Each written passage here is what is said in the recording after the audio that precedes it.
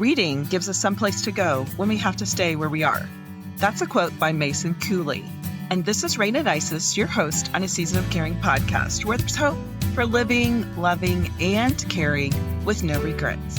Thank you for joining me today. Last week I had an opportunity to talk with Jean Lee, who is an author of Alzheimer's Daughter, as well as the co-founder of alzauthors.com. And I have been blessed to have my book, No Regrets, Hope for Your Caregiving Season, accepted as a contribution to Alz Authors. Alz Authors' mission is to provide resources to light the way for those in the Alzheimer's and dementia journey. And I think that's such a beautiful statement because it is so true of what books do for us. They help light the way.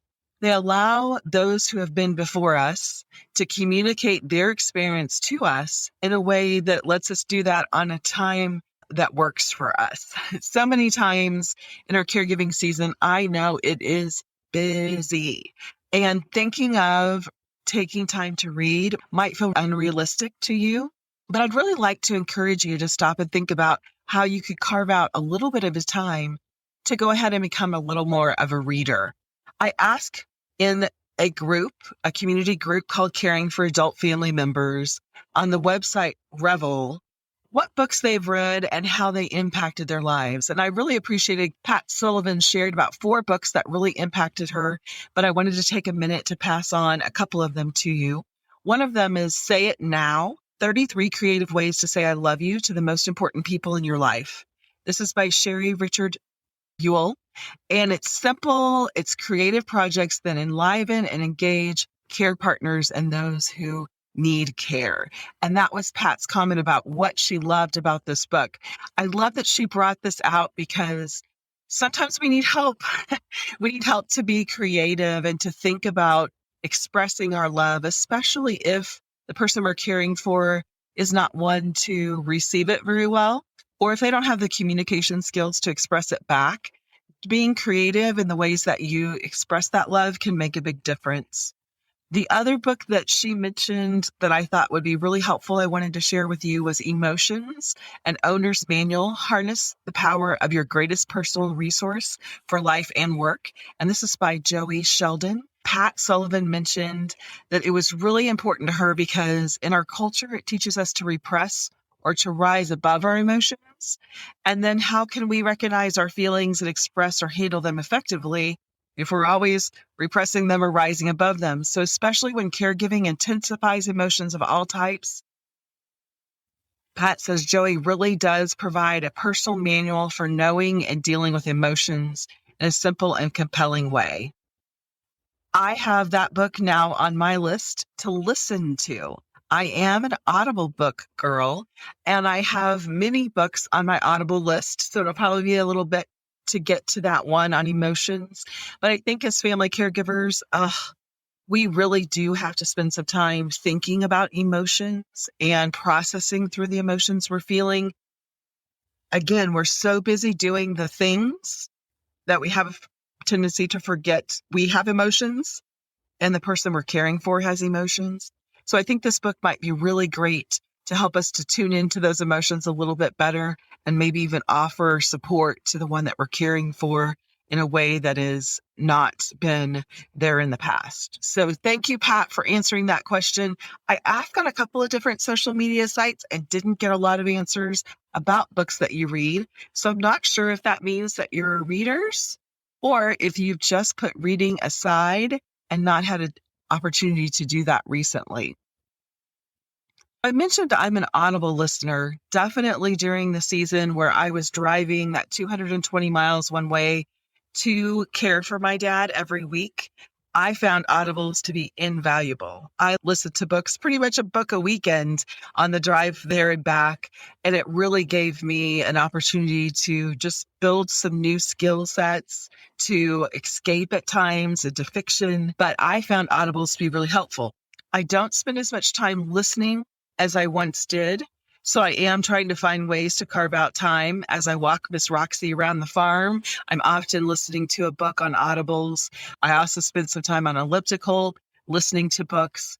And so that frequency has gone down as far as how quickly I'm getting through them. but I do still really enjoy listening to books and gaining knowledge in that way. Now, I would never have called myself a reader. I didn't love reading in school. In fact, I struggled, had tutoring and extra help with getting the reading skills down that I needed. But as I've become an adult, I love to read Christian fiction. And it's funny because one of my biggest memories of my mom was that she was a reader. She sat with books and read all the time. And I have taken on that trait. So I spend a lot of time reading as well, but I find myself doing it as my night routine. After I've done the whole brushing my teeth and washing my face and taking those vitamins, I snuggle into bed. I use an e-reader with a blue screen blocker, and I read before I go to bed at night. As I was talking to a friend about this, I said, one of the reasons why I choose to read is it allows me to escape into someone else's world where I don't have to solve any problems. And as a caregiver, I know you can use a break. You could use a time to escape into a world where you are not responsible for anything except reading the next page. So think about that. If you're not enjoying some fiction, find your niche. I actually have found Christian fiction books, which are thrillers. And so I really love that mystery kind of book. And that's something that I've really gotten into in recent years. So there are all different kinds of genres, all different kinds of writers out there. So I really just challenge you to not only embrace reading to learn, which I know you're a learner because you're listening to this podcast, but also embrace it to escape.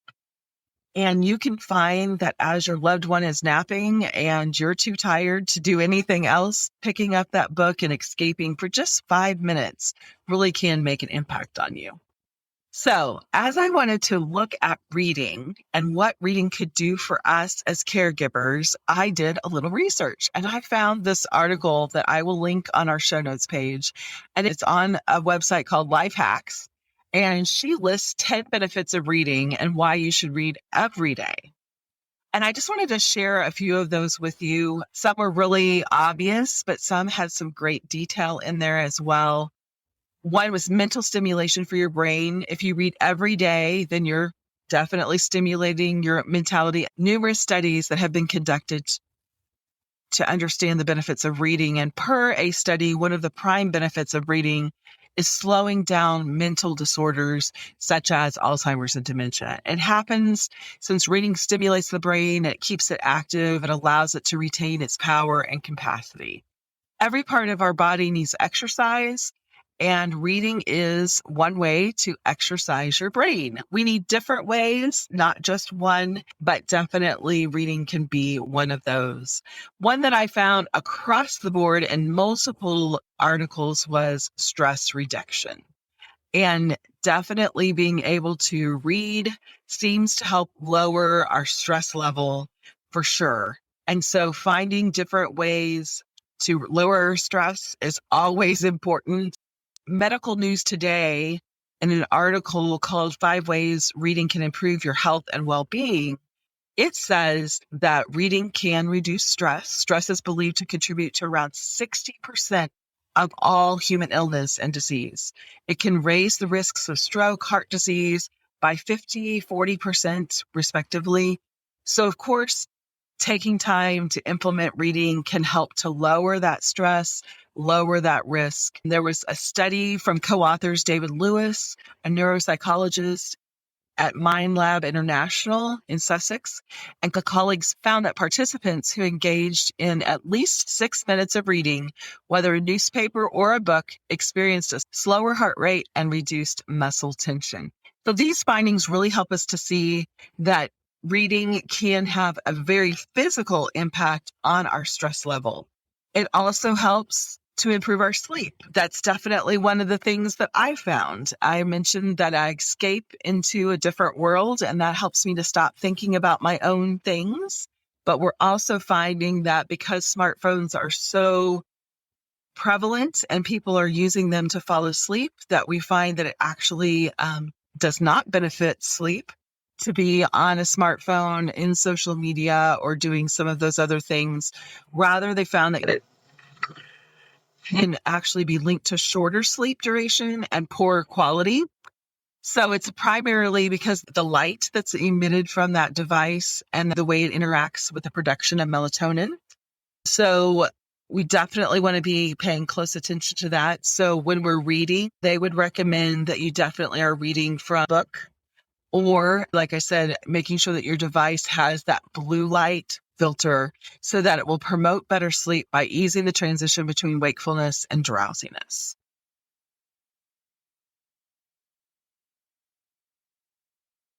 And of course, multiple articles shared the enhancement of knowledge. Obviously, we know that we can gain a lot of knowledge from books, but many don't stop to think about that once you're out of school necessarily. But there are numerous ways to learn more about life, from self-help books to reading fiction. Even when you feel demotivated, you can read an inspiring biography. It'll help to lift your mood. It really has great benefits to helping you gain more information, especially as you're in this caregiving journey. I found that books written by other caregivers really can be encouraging and inspiring, as well as instilling new information. It can kind of help you to anticipate some things that might be coming, or help maybe avoid some landmines that you hadn't thought about. Obviously, reading can also expand our vocabulary. Again, this just helps to give us a new way of processing information and keeping our brain young as we're gaining new information and new knowledge. In the caregiving season, the vocabulary of your loved one's illness, of many of the self-care things, as well as types of illnesses or side effects or different things, those new words are going to become a new language is really important. So exposing yourself to those things in a way that can be helpful to you to really grasp that new information and hold on to it will help you throughout this journey as well. I'm back at Lifehack with some additional things that were listed that were not listed in other locations that I found interesting. Was just that reading can help you build stronger analytical skills. One of the most amazing benefits of reading every day is that it can improve your analytical skills. Reading mysteries, novels help you to develop skills that will assist you in problem solving. While reading a novel, the disclosure is pretty slow, so your mind has to focus. It predicts, it guesses. Upon disclosure, you can connect the dots. It's fun to make your brain smarter and enhance its analytical skills through some of those different types of books. And that probably is what I enjoy about the fiction that I've been reading. Also helps us to improve our focus and concentration. And oh my gosh, we need that now, don't we? Our smartphones have given us instant hits of information. Our endorphins get stimulated quickly with those things, and we can be living in this place of wanting lots of instant gratification. Unfortunately, real life, we don't really have that going on. And especially as caregivers, we're often at home with our loved one. And so we might find that we need to work on our focus and our concentration and delayed gratification a little bit. And so reading can help us to do that. Reading brings back the lost power of focus and concentration. Develop the healthy habit of reading every day. It keeps you occupied while you're reading. If you read for 20 to 30 minutes, it can be great for your brain. It can help you focus better. Filing that information in a place that you can access it later can be really helpful. Lifehack also wanted to remind us that reading can be a free source of entertainment, and we can do that by going to the library. A lot of people aren't aware that your libraries now have ebooks to be lent, and so you can actually check out an ebook with your local library. So if you don't have time to leave the house and go pick up that book, you might be able to find it on an e-reading opportunity through a local library. There are also low-cost subscriptions available that have free books that you can access. I think reading aloud can be a lot of fun. As our loved ones become older or possibly suffer from having vision impairments, they might find that their love of reading disappears. So you might be able to step into that and share a book, either listening to a book on tape together and then talking about it, or actually doing the reading for them. I am a former teacher, and it was interesting to me. In my mind, I thought once kids can learn to read for themselves, they would be done being excited about listening to stories. But it's so not true. One of their favorite times during the day was after lunch and recess time was to come in and just be in a quiet, soft lit room and have me read to them. Oftentimes the 15 minutes that I set on the timer was not long enough. And I think that that can be true for all of our loved ones. Sharing a book and a story together gives you a whole different experience than watching television together. Gives you an opportunity to have something to talk about, something in common, maybe during lunch or dinner time, really having that chance to connect over something. So take a look at some of those things. Just remember, overall, from health benefits to getting smarter, there are lots of reasons to be reading regularly, and you can expect to enhance your knowledge about so many different things, as well as develop a habit that is healthy for you, lowers your stress, and helps to maintain your brain. So make sure that you check out some additional resources that I list on the show notes page today having to do with reading.